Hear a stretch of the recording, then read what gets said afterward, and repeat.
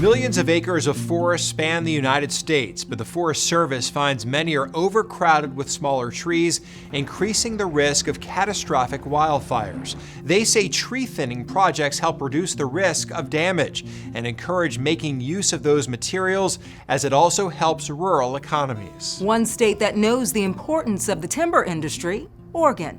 About 50% of the state is covered in forest. And in small towns, timber isn't just part of the economy, it's part of the community's identity.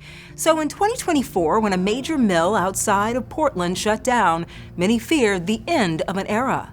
But the town says it's starting a new chapter thanks to a high-tech wood manufacturer. Reporter Ezra Kaplan shows us how the town is now focused on the future as sawmills adapt to sustainable building. At the annual Philomath Frolic and Rodeo, the timber industry is present at nearly every turn. A lot of the parade is actually timber, the industry and everything, but which you see that every day when you're up on Main Street. But hey, Tim. It's a close-knit community with many family trees built on generations of logging. My grandpa used to haul Oaks Mill.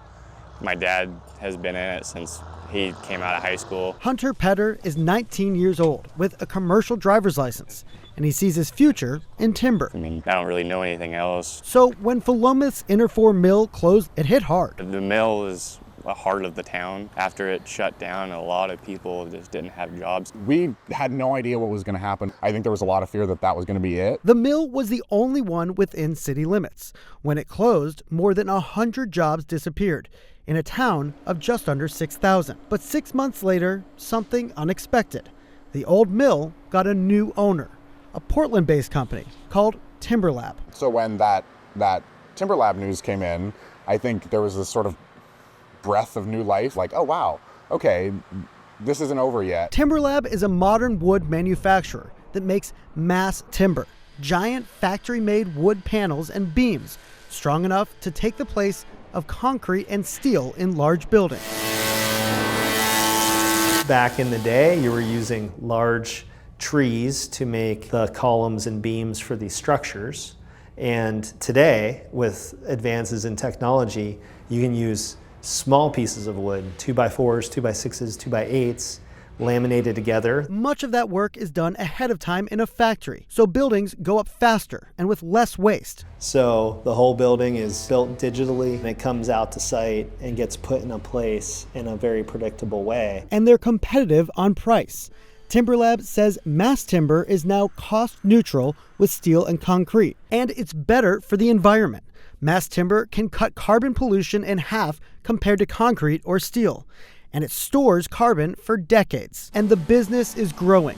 TimberLab plans to double its headcount over the next 5 years and is opening new facilities across Oregon, like in Philomath. If we can come in and help revitalize that industry in that town, that's a huge benefit to the local community. And while it's too soon to know exactly how many jobs will return, there's reason for optimism. So, even if we only get 50 jobs back or 70 jobs back, that's 50 to 70 more jobs than we thought we'd get back. For Philomath, it means honoring its history while building something new. We don't have to choose between this kind of heritage and innovation in the future. We can innovate and use that heritage that built Philomath at the same time. In a town built by timber and bound by tradition, the silence of a shuttered sawmill is giving way to the sound of a new chapter.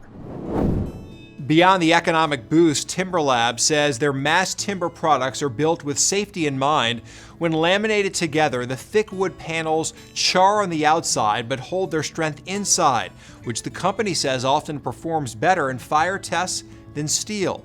While experts say the drawbacks of using this type of building material are minimal, mass timber can dry out more slowly than conventional lumber, which can increase the potential for insects and mold.